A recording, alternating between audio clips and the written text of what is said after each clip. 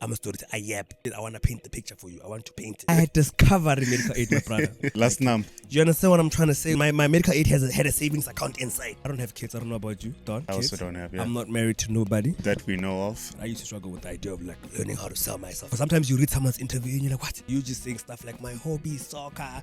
Nobody cares about that, bro. If you aim for the treetop, you might miss the treetop and hit the ground. But if you aim for the sky, you might miss the sky and hit the treetop. How do you talk about consciousness in Zulu?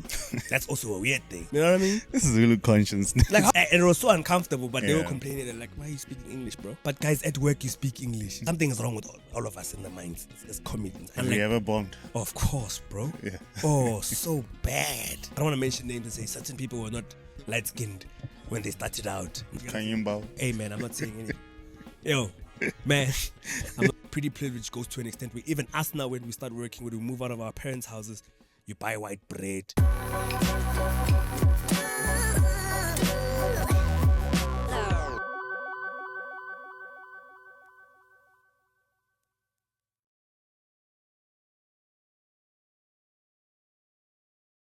Hey, my good people, welcome to another episode of Sounds Good Enough. Today we have somebody who's full of jokes, who's gonna make us laugh. I haven't laughed in a while, so hopefully this Proela can start us off with a joke. Hey, please don't start with me, my brother. I just arrived, my guy.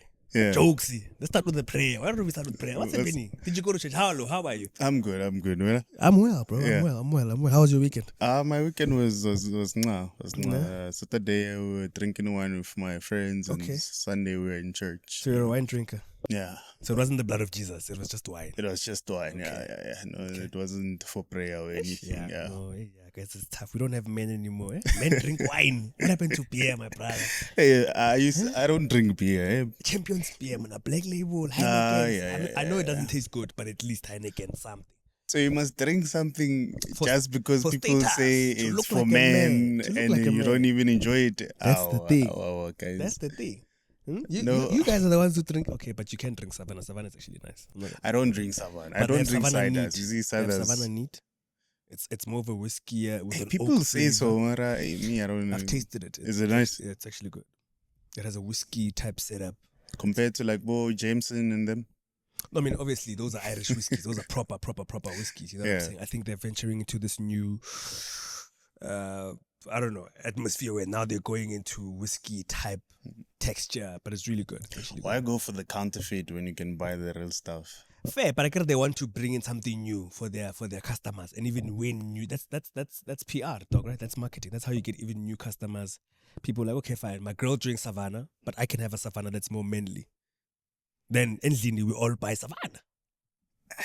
But when you go for natural sweet red, white No. wine, I don't like the sweet What do you wine. drink? Yeah, Dry I want You're a real real man. red wine. Yeah, this sweet blend. No. the one that's tough That's on the not palate. real. I got you. Yeah, you I got must taste it and tell me there's a hint of. Yay. Yeah, So you're what- one of those guys who, oh wow, I can smell it. Yeah. 12 years of slavery. Grapes. Yeah. Aye, get out of here. 12 years of slavery. Get out of here. I don't Hey, feel no, you, dog. man, no, you good though. Man. Good, brother. Thank How's you so your much. weekend? My weekend was good. Just mainly work. Yeah, mainly work, shooting stuff, and you know what it is. As someone who's like, on social media, I have some stuff to do, so I have to like shoot some content, maybe for like a brand or whatever. So it was amazing. It was quite dope. Do you just wake up and just turn on the camera and start yapping? That's or? exactly what happens. Most of the time. Sometimes like an idea will come because my content is like that. So I'm more of a storyteller type setup. Because I'm a comedian initially. I'm a stand-up comedian. Yeah. So then there's like some ideas where I'm like, maybe I don't want to take this on stage. Or maybe I do, but I just want to see how the public feels about it on social media. Let me just throw it out there. Like as So a maybe test. maybe if the idea comes to mind, I'll do it. So because of now, you want to like post you have like scheduling times when you want to post. So that maybe if I have an idea and it comes at night, I'll just write it down. Yeah. And then in the morning when I wake up, I'll go, oh, okay. After my jog, I'm like, okay. Then let me try this one and see what it is about. Okay. So So for the people who don't know you, what is your story? Who are you and what is your story? my name is Isaac Metlapi, for those who don't know me. I'm a stand-up comedian. I'm an actor. I'm a writer as well.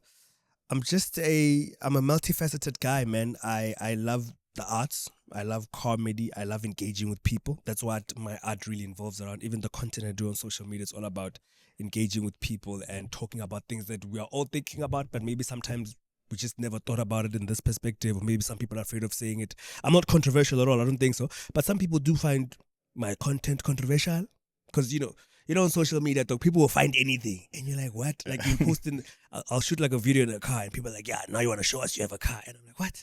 Guys, I'm just like, are you listening to what I'm saying? What is it's not even my car, it's my neighbor's car. You know what I'm saying? Yeah, I borrowed it for a video or whatever, so, but that's me, man. That's what I do. I'm a storyteller. I'm all about engaging people and just trying to make people laugh a bit and see something from a different perspective, just so that you can ponder on something and go, I never thought about it that way. You don't have to agree with me as long as you thought about it. That's what matters to me. So yeah, that's what I do. Did you start off in comedy or like Started off in comedy. I started doing stand-up comedy when I was 15 years old. It's okay. Yeah, I was living in Mpumalanga at that time. And then did comedy ever since. Came back to Gauteng. Still doing comedy. High school doing comedy. I mean, I thought I was gonna drop out of varsity because I was gonna blow. Obviously it didn't work out. But then did varsity as well. I was at UJ, the best university in the world. Is it? Hey, relax, Don. Is it? Don, where did you go, Don? Is it? Don, I went to DUT. Yeah, you need to relax. First of all, you're in the wrong province. You need to chill. You guys need to relax. No. I understand. Maybe UJ might be better than a little bit better than DUT, but it's not the best. No. I mean, DUT is not even our competition. So the most important thing. No, gents, please. Of what? And where was UJ? If it's in the top 5. My top 100. Gents, top 150 gents, UJ. No, gents, please. You and your producer went to the same bus. Yeah. That's where you guys met. No, Nachutana.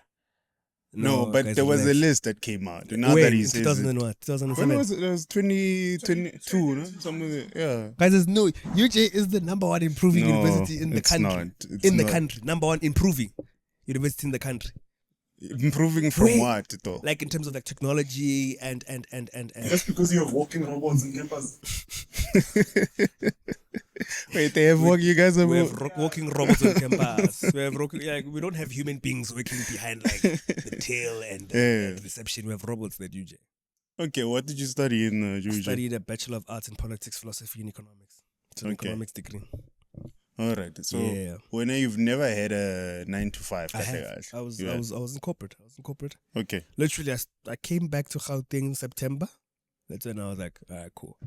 So I was in corporate. I was a business analyst.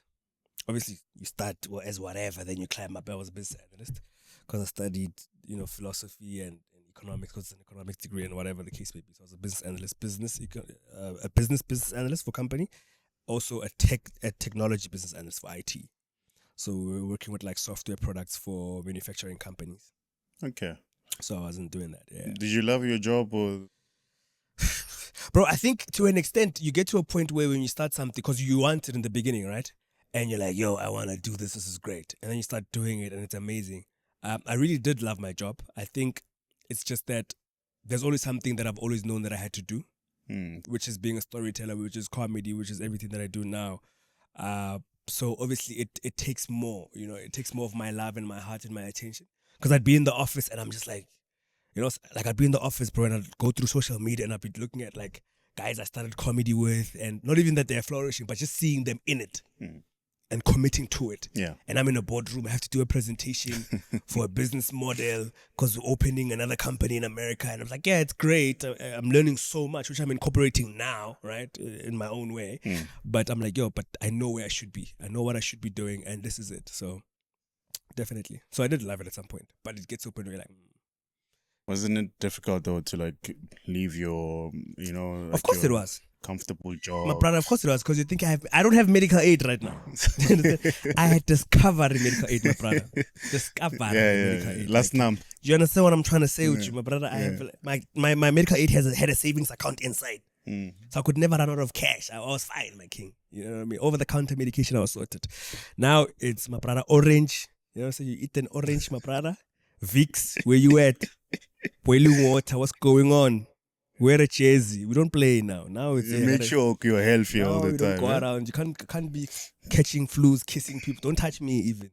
I'm fragile. I don't have medical aid. So it was tough, man. I think it was Look, the idea of security is what everybody wants. We all want it, right? If we could find security in this, if you could find security in podcasting, where someone is like, yo, doc, I'll give you X amount every month, just do this thing. And then whatever more money we make, then you'd be more comfortable. You know what I'm saying? Yeah. Maybe you wouldn't be even doing your other job of Ubering. You know what I'm saying? Like, you'd be happy. You get what I'm saying? But you have to take the risk, dog. Because also we're young, man. You know? Like, we're young and we're like, look, I don't have kids. I don't know about you, Don. I don't have I kids. also don't have, yeah. I'm not married to nobody. I'm not married to anybody. Okay? That we know of. No, I'm not married to anyone. Nobody can claim such a things in my life. I have no children. I don't have a dog. I don't have a fly. I don't have anything that lives besides myself. So I was like, look, take the risk. Consequences are only going to be felt by me. Obviously, to an extent, some people end up feeling it, but mostly it's as a primary effect. It happens on me, right? So I was like, look, and nobody has to carry my consequences for me. It's only me. So I was like, look, let me do it. And I can always go back. I can always go back and go write the cover letter and be like, yeah, it's even more attractive. And you say, oh, I tried this thing and I did this and I failed here and I learned my lessons and now, you know. So yeah. But you've expressed on your social media that it actually is difficult to get a job. You're saying like, you know, always brush. Do you think like when you brush it now and people see you like, hey, Mara, you had this huge gap, you haven't worked? Yeah, but remember, the most important thing, I think that what companies look for, it's okay, fine. You were not working maybe, let's say, for 2, 3 years, 10 years. What were you doing in that time? That's what they're interested in. Which is what we also need to, it's like the idea of learning how to sell yourself. Like a lot of people, we struggle with it. I used to struggle with the idea of like learning how to sell myself, even in a job interview, you know? Because sometimes you read someone's interview and you're like, what? Tanga, you're lying. I was like, no, I just use the right words of how to say these things. You just saying stuff like, my hobby is soccer. Nobody cares about that, bro. You're not a soccer player. You're an IT guy. Tell us what you built and da-da-da-da. Just put it in a way where I'm like, oh, okay, so you can handle this thing by yourself, you know? So I talk about a lot of stuff in my content because, again, I'd like to see myself as the voice of everybody else to go, we're in corporate, this is what's in everybody's mind, but no one's going to say it in the office. But this is what's actually happening in our offices. But you are afraid to say it because you're worried about, hey, I might get a warning. No, I might get I'm suspended. also... And I'm giving you an example. Right? Somebody else who likes the content and is laughing with a private account, or because some people view the content and they can't even touch it. Because maybe they're like, hey, if I comment, then my boss, which I understand, you know what I'm saying? But it's for you. Like when I do content about, all the employees, stop bullying younger employees, everybody knows what's up. If you've been in a job, whether you work for private, government, you know what's up. Yeah, there's quite a lot of police. You get a lot, bro, a lot. So yeah. Okay, cool. I want to talk about comedy, Yeah. Because that's your forte, that's your thing that you do. There's this thing I've been noticing, right, when I go to like these comedy shows, is that most people, I don't know, the jokes are kind of bland, and they feel like when you talk about a certain thing, like a running theme most of the time, it's like, oh, if I make it sexual, it's gonna equate to like making it funny, and it's like, no, it's not. Like, you can... So I hear what you're saying. I've also had a problem with it for a very long time. But it's also understanding. So there's different ways to look at it. There's the market, which is the consumers, right? The people who are sitting in the audience, and are they able to comprehend whatever the hell you wanted to tell them? Or there's an easy way out, right? Some comics will find an easy way out, right? So in South Africa, if you make jokes about sex, if you make jokes, well, actually anywhere in the world, if you make jokes about sex, right? South Africa, if you make jokes about nyaupe. In the world, if you make jokes about being on drugs and being drunk. Those are easier things to play on, but you also have to be good at it. Like your drunk joke has to be a good joke because you can't give us a lousy joke.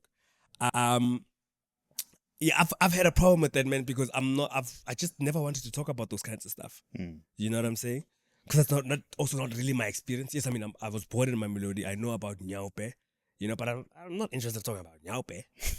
Like, there's so many other things that are happening that are interested for me. So I want to make comedy that even I can watch. Do you get what I'm saying? Like one day I want to be able to sit on my couch. Well. Yeah, one day I want to be able to sit on my couch and be like, I'd watch that. I'd pay the ticket to go watch that. I'd watch this guy for an hour. That's the kind of comedy that I'm trying to make. And I'm still trying to make that kind of comedy, right? I don't think I'll ever be, oh my God, I've cracked it.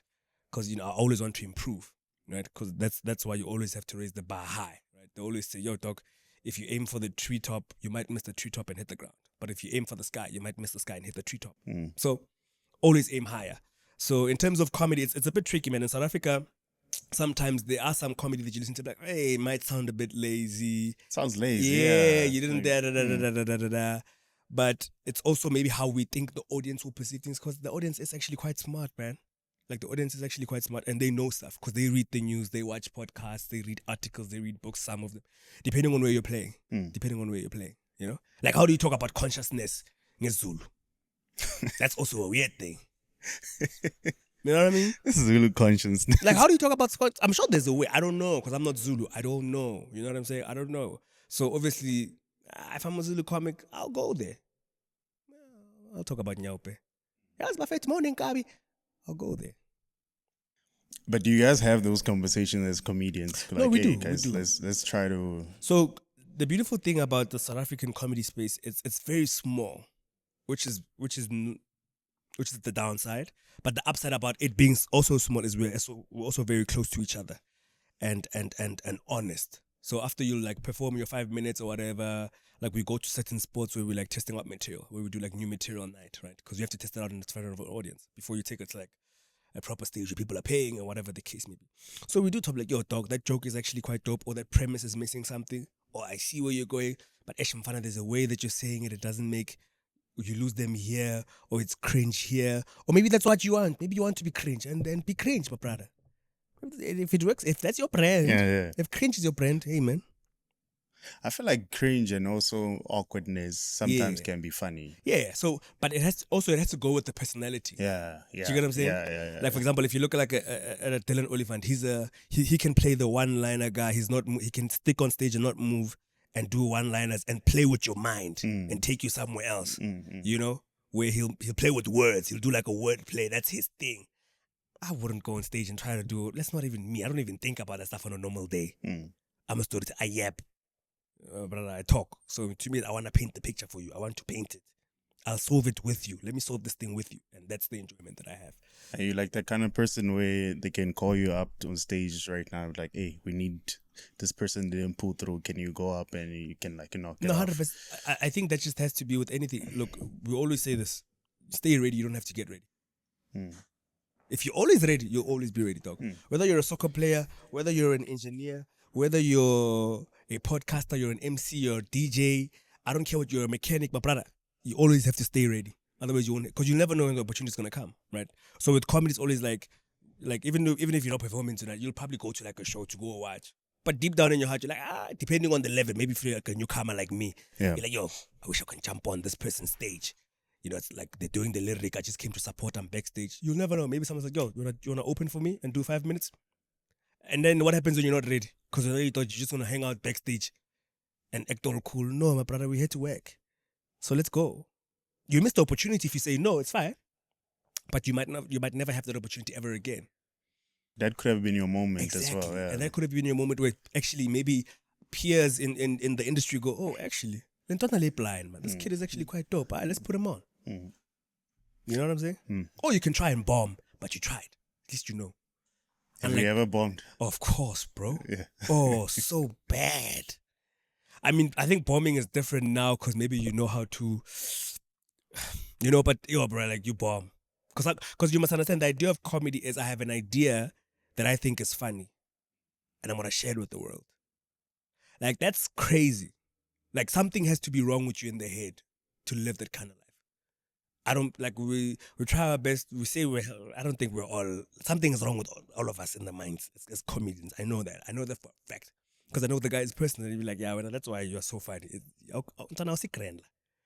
Because we miss something. Because how do you go, yo, man, I think this is funny. Yeah. And then you go try it out. Because at some point, like, there's a level of embarrassing yourself that comes with it. If it doesn't work, there's that comes with it. Yeah. You know? Also being fearless as well. Exactly. But look, it's something that you love. It's something that you believe in. And it's like, look, I mean, I think I saw someone saying, look, man, showing up for your dreams and doing the thing that you wanted to do is not going to look pretty. So it's going to be embarrassing at first or whatever the case. And comedy is like that. Comedy every time you step on stage, there's a chance that this thing might not work, bro. That's why they say you must never think you know this thing. Never think you're like, oh, can I swear here? I'm the shit. I don't swear, guys. But, I'm the shit. Nah, my brother. If you think you're the shit, comedy will show you. This thing is it's also an old man sport. The older you get, the more mature you become, the more you understand yourself, because it's a story about self. It's comedy. It's a self sport, right? It's a matured sport. So the older you get, I think the funnier you are, and the more matured you sound, and the more you understand your sound. So. Oh hell yeah! So I'm happy I started at 15, so that now I'm 26 and I'm like, yeah, I'm growing. I'm growing with the thing, and I'm getting there. Has it ever gotten to a point where, let's say, you get booed like hard, where you get off stage and you regret like? No, but I remember I did get booed in Kaslam. I got booed in Mamelodi because I'm from Mamelodi, and there was a place called Black Hole in Mamelodi West, and I was in high school at the time. But as you can hear, I speak English a lot, right? So do my comedy, because in my mind I'm like, bro, I don't know how to think in any other language, or I think I don't know how to think in any other language. That's a subconscious thing. Right? I don't know. So I'm at this gig in Mamelodi, bro. There's a guy called Prince VR, Virtual Prince. He performs his talent. He obviously does in English. He kills. I'm like, it's gonna be nice here. The host brings me on. My brother, I'm black. I'm there speaking English. There's like 3 drunk guys at the back going boo. And it was so uncomfortable, but they were complaining. They're like, why are you speaking English, bro? Which to them, I'm like, but guys, at work, you speak English. Yeah. The contract you signed, because funding is in English. You've never signed a contract with Zulu, dog. What are you talking about? Do you get what I'm trying to say? So I'm just like, but I understand how maybe certain people feel about it. But I also can't change myself just to fit you, because this is not about you. It's also not about me to an extent, because it's bigger than me, right? It's an art form. But I'm like, I need to be comfortable doing it. I'm comfortable here. Unfortunately, I went to a school where I'm taught it's an international language as well. Yeah, because that's where I'm trying to take this thing also, right? I'm not trying to just be relevant here, So yeah, I mean, there are guys who speak Vernac and they are very successful. They're millionaires in South Africa and they're comedians and they do very well. But that's not where you want to try and take I want it. to do all. Yeah. I want to be able to do Vernac and also do English, because I want to be able to perform here and then go to Zimbabwe and still perform, because Zimbabwe can still do Isindebele. But you know what I'm saying? I want to go to Zambia and do English. Yeah. There's a joke that you made about like our parents, and I was actually laughing at this because my mom does this as well. Like when she it gets to a certain point of time, we're forced to turn off the TV. You must all go and sleep. Oh yes, yeah. Yes, you were even saying that. Your mom even says like, "Hey, you must turn off the Wi-Fi." Yes. My brother, it's like, what do you mean? Like my mom does that till this day. That's why sometimes she's like, "Yo, when are you coming to visit?" I'm like, "Yeah, dog, you have wisdom." Especially when the little ones are visiting. When like maybe like my sister's siblings are there, or my sister's kids are there, or whatever. And then she wants to make them switch off the Wi-Fi because they're up at 2 a.m. in the morning watching TikTok and stuff, and then they're posting, and then they forget that their parents can see their statuses. So it's a whole thing. That's how she's like, "You guys are not sleeping at night," so she'll switch off the Wi-Fi, and I'm like, "But bro, you're affecting me. I'm not a child. I'm your child, but I'm not a child. But now I can't do my work. I can't do whatever I want to do. You know what I'm saying? I can't watch whatever I'm watching because now you're switching off the Wi-Fi." I think we all grew up with that, bro. Like even when you had I never had a PlayStation, but my cousin had and my friends have. And it'll always be like, "Hey, the TV is tired." Guys, like, what? The TV is tired? Mama, what do you mean the TV is tired? How do you know the TV is tired? You know what I'm saying? And it's like, and you believe that. Like, yeah, actually, you're right. The TV is tired, dog. I've been playing PlayStation for 15 minutes. You're right. That's just how we are as black people, bro. And I think it's a psychological thing. I think it comes from the idea of fear and lack, because we don't want to ruin the TV. You know what I'm saying? Mushy TV, because you guys are playing with it. Because parents are like, "What is this thing? What is this TV game thing that you guys are?" No, it's PlayStation 3. No, what is this TV game thing that you are busy doing on my TV? It's on mushy TV. This TV is not meant for FIFA. No, it's for me to watch Generations and the news, but you guys are playing other. No, you know what I'm saying? So it comes from that. So it's really what we experience. It's what parents are. It's what parents do. It's come from a protective and fear perspective, I think. Don't you think they're also valid to some extent, though? I think they are. It's their TV, first of all. Yeah. If my mother bought a TV, my brother, and she said, "Hey, my TV is tired," you're right. Yeah. You're right, dog. This TV is tired. But like I said, because it comes from fear, it's tough to say they are valid, because we're then validating your fear, right? Because I don't think a TV has ever been broken from playing PlayStation. I don't know, man. I mean, I think like an overuse of it, yes, it could cause it too. Yeah, but it's not. 100%. Which obviously as kids we do overuse the stuff because you played for long and you want to play at night and whatever for long hours and the TV is hot and your mother's like, "I'm gonna ruin this TV. It's expensive." Do you get what I'm saying? Yeah. But I think to an extent they are valid. But it's like, really, is it? You know? It's like how I feel like kids are not playing enough. Like I feel like as a child, like kids should play. Like kids don't play enough because even in school, like school is very serious, bro. Like remember when you went to primary school? Which school did you go to? I went to Dududu.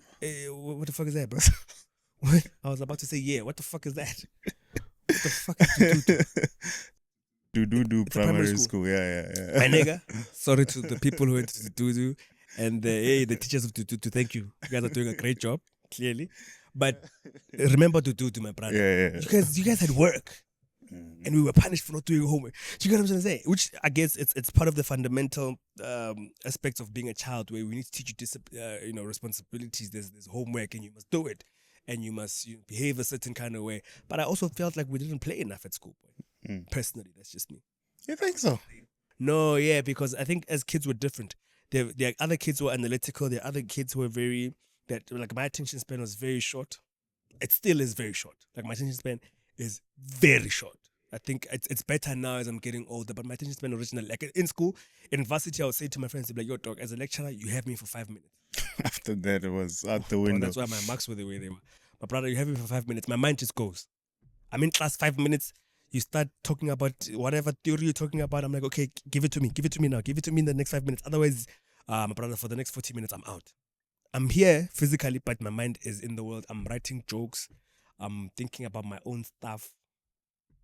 That's where I am, So, yeah, I think we didn't play enough. What's your best joke you've ever told that you think till this day? I think it always changes, bro. I think it always changes. When I was still in high school, my best joke at the time was, let me think. So that's the thing about me. I find it very hard to still do a joke I did 2 years ago. It's very difficult, which is the one thing that worries me about being a comic, right? Because a lot of the guys, again, with comedy, it takes time to build the set, right? So we'll always say, start with your 5 minutes. It'll take you some time to build a good 5 minutes, like a tight 5 minutes where it's funny all the way. Like everything you say to the bar, it's interesting, it's funny, it's captivating, your premise, everything makes sense. But sometimes I get to a point where I'm like, okay, I'm tired of saying this now because I'm not this person anymore, because I don't think like that anymore. Do you get what I'm saying? Like if I was 25, like when I first moved into my first apartment and I was living in Maboneng, I had this great joke that I loved about moving into an apartment for the first time, and my apartment is empty and there's a whole echo. And every time I'll send a voice note, people will be like, "Yo, dog, are you in? What's happening? Are you in? What's happening with you? You know what I mean? Are you outside? What's going on?" And I'm like, "No, bro, my apartment is empty, so there's an echo." Like, so sending voice notes was hard for me, and I had this gag about how, man, I had to buy a curtain for the first time, and then they asked me the size, and I was like, for the size of my window. And then I got like a stomach out curtain where like you can see, like it's complete, but it's not complete, but you can still see me through the. Do you get what I'm saying? That was my best joke at the time, and that was a joke that I would do wherever I would be performing. But now I'm like, it's irrelevant to me right now. I don't feel that gag, so I find it very tough. There are guys who can run a joke for 10 years, but I've met guys who are like, wow, you still do that joke, bro, with so much passion. And it's funny, but damn. Yeah, you've been holding on. When do you write? When do you grow as a... So that's just me, I think. But it's also, another comic once told me, he was like, "Yo, dog, don't ever think people have seen your work, because it's not true." Chandra van Veek always tells me, like, "Yo, dog, you have a lot of great material. And every time I see you, you'll come with like new shit or whatever." Yeah, because because there's all these ideas. I just don't know what to do with them. And sometimes I feel like this joke that I did 9 months ago, and maybe it hasn't even grown to its full capacity. There's a high possibility it hasn't even grown to its full capacity because it takes time, right? Because as you perform it, as I craft it and I tweak it a bit, it gets better over time. And maybe sometimes I feel like I let it go too early. But it's tough. I don't know, man. I have like the light skin privilege one. Which one is that one? The scones and the. Oh yeah. So what you're doing? You're talking about like. You're talking about like stuff I'll do on social media. That for me is like, but yeah. But like can't you turn that into a set? That's what I mean. No, but I can. So again, a lot of the stuff that I do on social media, people are like, "Yo, dog, You can turn these things into like sets. And I'm like, yeah. But sometimes I don't. Sometimes I do. Sometimes I don't. I don't know, man. That's why You I'm know, like, I'm picking up that one to be specific because right now the whole like dark skin and because it's like a thing. Pretty now, privilege is you a know? thing. Yeah. And I'm very vocal about it. Pretty privilege is a thing. And I'm like, yo, dog. Yeah. Like, let's be honest. Are you pretty or you just light skinned? Are you? Oh, you know what I'm saying? Are you good looking, my brother or my sister, or you just light skinned? Yeah. Because I tell niggas when they're good looking. I tell guys, yo, my brother, you're a good looking guy. Like, what do you use on your face? You know what I'm saying? It's Nivea. What is this? You know what I'm saying? Cuticura. Okay. Nice to meet you, my brother. But are you good looking for real or is it light skin? And we all have that. You know what I mean? But there was a time in South Africa, man, where light skin wasn't a thing. Where being a girl, you were a girl and you were pretty and you were pretty. When we were in primary school, there was a time, man, where light skinness wasn't. You know what I'm saying? How old are you? Because I'm trying to figure out now. Because when I was bro, I'm growing 26, up, but I grew up in a township. We had all kinds of people, bro. It wasn't. yellow porn was always a thing, man. No, but I think it became a trend. It got to a point where it was a. Do you get what I'm trying to say? I don't want to mention names and say certain people were not light skinned when they started out. Now all of a sudden they're light skinned. Kanyimba. Hey man, I'm not saying anything. Yo, man, I'm not saying anything. What I'm saying is there was a time being light skinned wasn't like as big as it is bro, now. and people were comfortable the way they were, and they were okay. All of a sudden, gentle magic became a thing. Do you get what I'm saying? And it's like, oh, why do you use gentle magic? Yeah, it doesn't really work for the sports, but I look lighter. Oh, really? You know what I'm saying? That's what it is. Like I used gentle magic before as a kid because I had pimples when I was a teenager, and then I realized, oh man, this thing makes me look light. You know what I'm saying? I'm already a bit light in complexion. Now this thing is making me look, but now you're making me look very light. I feel uncomfortable. I'm fine the way I am. I look like coffee, my brother. I'm fine. So it is a thing. But that was the way the whole thing was coming from. I'm like, pretty privilege goes to an extent where even us now, when we start working, when we move out of our parents' houses, you buy white bread. And maybe you buy white bread because you're like, yo, bro, Endlini, they never used to buy white bread. That's why, like, I grew up in a home where we brought brown bread, Albany brown. Yeah. And my cousin's house, they would buy white bread. And when you taste peanut butter with white bread, it's like, oh my God, I don't even need juice. This is so amazing because I love peanut butter. Do you get what I'm trying to say? So now when you get your own place, like, oh, no, I'm getting white bread.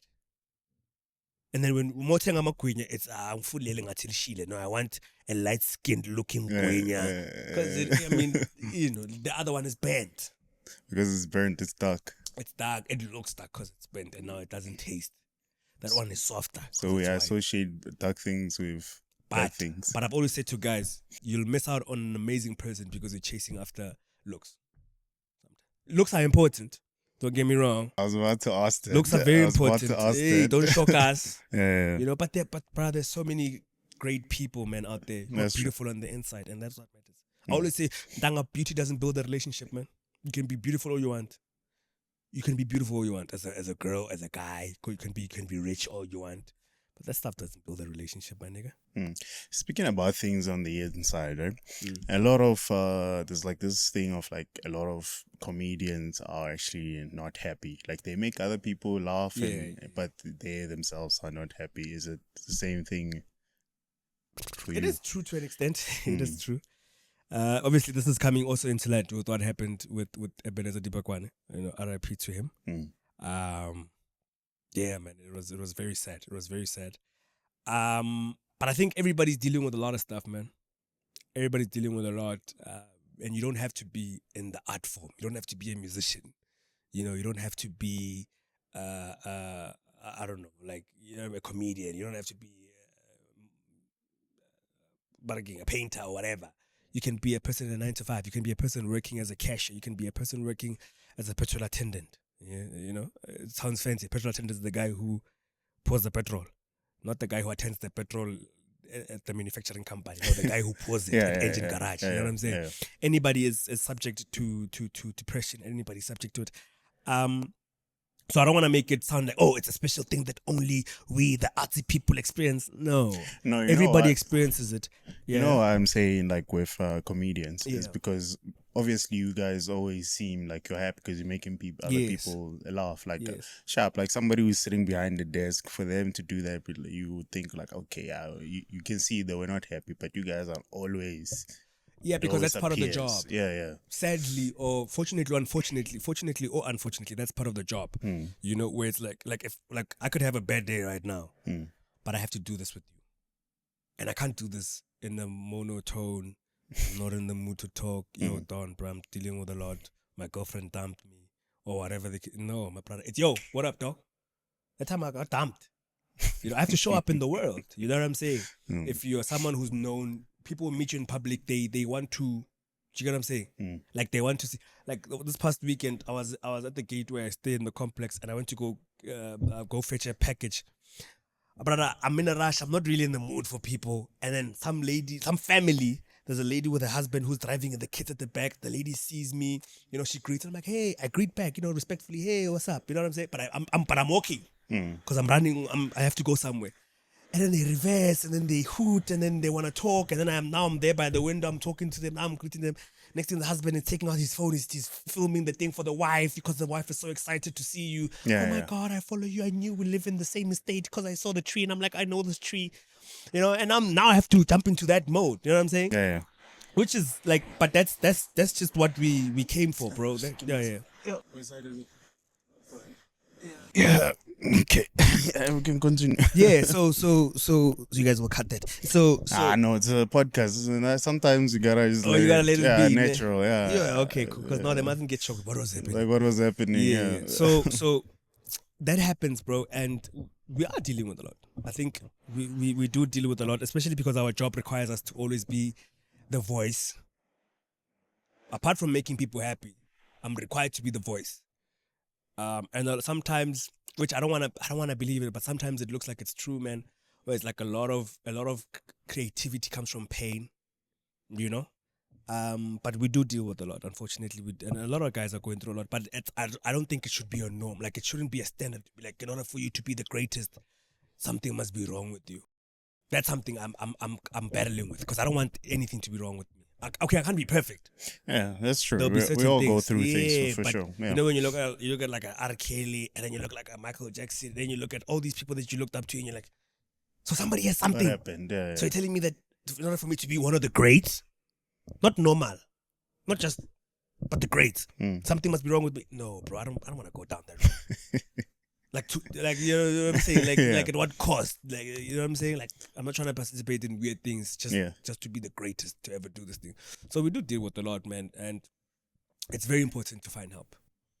Like if you're depressed, and talk to someone, bro. Therapy might be expensive. I went to therapy myself, you know, because I had medical aid and I could afford therapy. Oh, Discovery was so good to me. Discovery was so good. Yeah.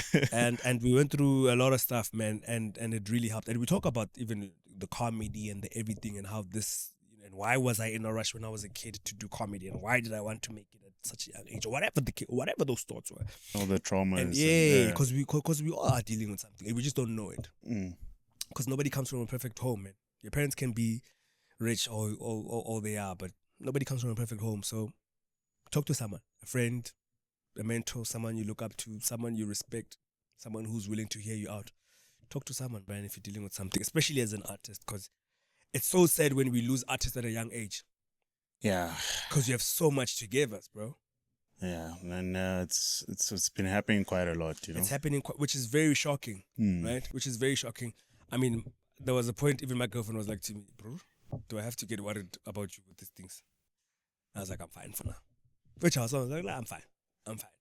I'm in a good space, bro. I'd like to think, you know, I'm not, oh my God, I'm rich or whatever the case may be, but I'm content in here.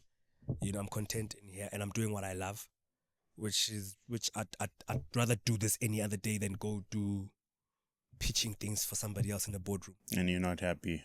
Yeah. This I'm happy, even though maybe I'm not moneyed or I'm this or I'm that, but I'm happy, I'm content because I'm doing what I love. You know what I'm saying? Yeah. It's quite difficult. A lot of people do want to do the things that they love, It's but tough, they can't bro. do it. It's tough, man. It's really tough. And I think it has, because again, some people, like there's black tax, some people really can't just leave their job. Some people, like there are comics who I know who'd go, yo, dog, I would also leave. They're comedians. And they go, yo, dog, I'm a breadwinner at home, bruh. Like, it just can't happen. It's not just about me. So in order for me to leave my job, like comedy really has to be bringing it, you know? Some people are, but sometimes it's like, it's very tricky because you need to, comedy is a jealous lover, man. It's a jealous love of this thing. You know what I mean? It's an art form. It's jealous. It's like you're playing soccer, but you also want to be an engineer. You know, but you're also playing for Bafana Bafana. It's tricky. Like you're playing for Bafana Bafana, but you're also an engineer. My brother, where do you divide yourself? You're one person. So whatever it is that you believe that is your purpose or you're meant to do, but comedy really is a jealous lover, man, and it requires you. Like I can't do this now if I'm at a 9 to 5. We can't do this. Yeah, it's during on the o'clock week. right now, Yeah, brother. We can't do this. We yeah, can't. on a Monday. We can't. Someone is taking lunch right now. You know what I'm saying? Yeah. And they're watching this, hopefully. Do you get what I'm trying to say? Yeah. But that's what it is.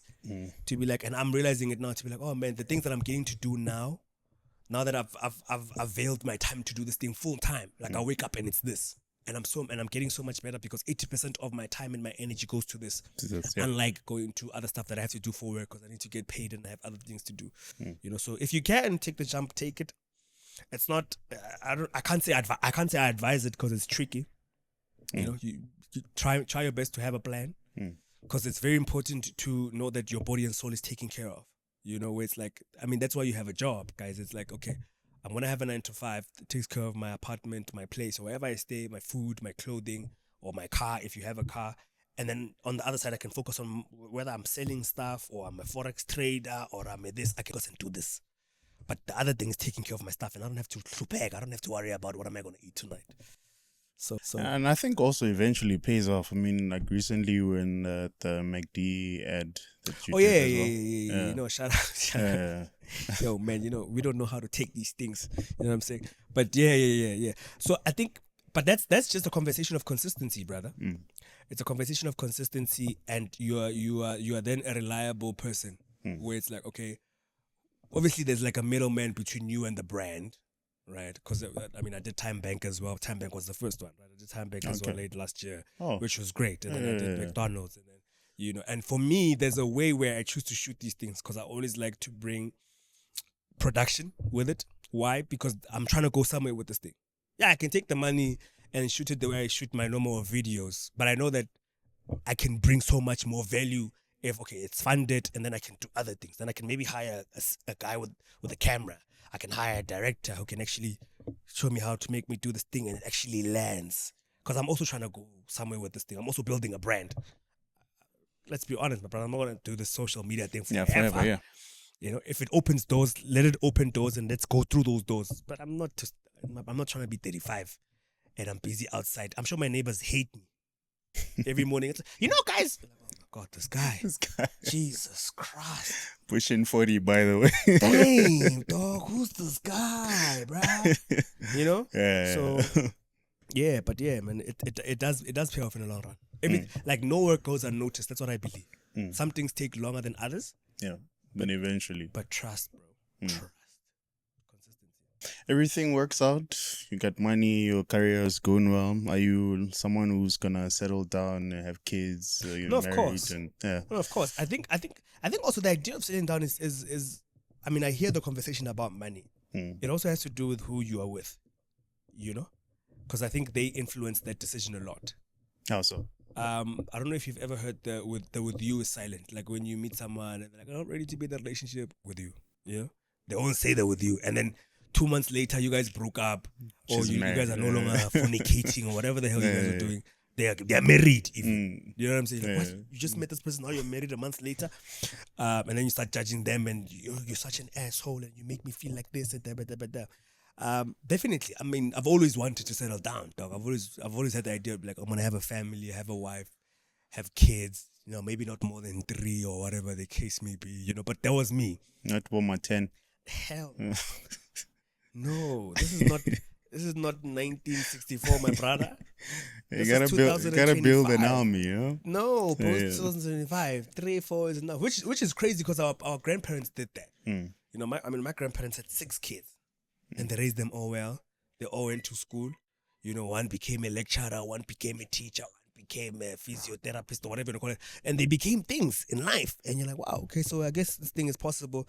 Which is so weird how we are struggling with it today. Our parents don't even just have 6 one, kids. even, yeah. You struggle with like 1 kid, but again, it's because, you know, they go into these expensive schools and lifestyle is different now, and things are just different, man. Things are no longer the same. Like back then, 2,000 rands was a lot of money. Like our parents weren't even touching 2,000 rands. Yeah. Bread was like in the cents, bro. Yeah. Now bread is like 25 rand. 80 now. And you're like, what? 2 loaves for 50 bucks? That's crazy. Do you get what I'm saying? Mm. There was a time, Spato, right? Bani Chow.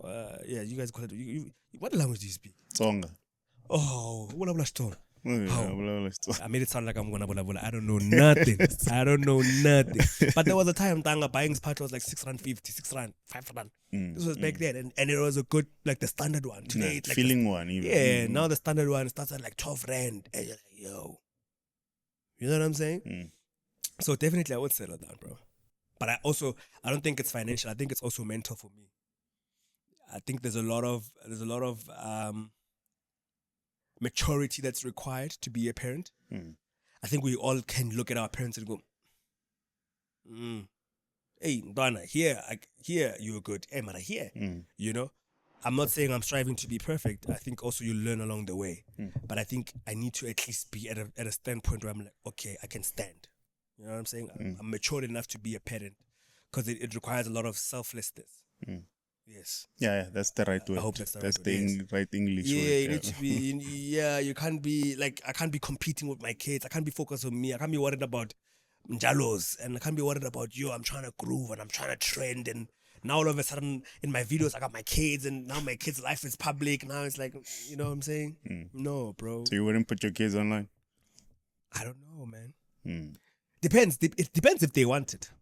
Depends if they want. If my kids are talented and they're like, yo, dad, I'm trying to, and I'm like, yo, bro, if it's a thing and you love it, do it. I hope one day to create an environment where my kids can be able to do what they want to do and they don't have to lie. Like I had to lie to my parents to go, yeah, I'm going to UJ to go study. But I was really going to UJ so I can do comedy, bro. Yeah. And I did it. But I was like, in order for me to be in Joburg to do this thing, I have to study, but I have to pass so I can come back the next year and the next year until I finish. So I hope my kids can be able to be honest and they can do it. You know what I'm saying? Yeah. So yeah. Okay, man. Thanks for putting through. I really you, bro. appreciate this Wow, conversation. that time is done? Yeah. Bro, it's so much fun, bro. I feel like we've been here for like 5 minutes. Yeah. This was amazing. Thank you so much for having me, brother. Yeah. I really appreciate it, man. Thank Me you too, for reaching me too, out. me Really too. appreciate it, bro. Yeah, for like the people who are watching, what are your last thoughts? What is your wisdom nugget? I wouldn't say wisdom, but I think if you think you're running out of time, you're not, man. You know, there was a time when I was in high school and I was like, man, I remember when Nasty C and Aries blew because we were around about the same age. And when they blew, and it's like, bro, these guys are our age. If we're not making it now, we won't make it. You know, and we're still coming out even now. You know what I'm saying? And this is our time. If it's your time, it's your time. But I think chosen people are chosen because they choose themselves. That's the most important thing. You know what I'm saying? You're chosen because you chose yourself. Like, I can choose you right now, but if you don't believe in yourself, it's not going to happen. So you need to believe in yourself first. Do you get what I'm trying to say? So I think more than anything, you have time. And if you believe in something, do it. If you believe in yourself, that's the most important thing. If you believe in yourself, you're good. Everybody else will treat you the way you think of yourself. The most important thing is, how do you think of yourself? And if you believe in yourself, then you'll be good, man. All right, now shout out, guys. Make sure to check him out. Get some comedy nyana. You'll enjoy. Come to shows and buy tickets. Yeah, That's right. Oh, yes. Thank you so much, man. Sure.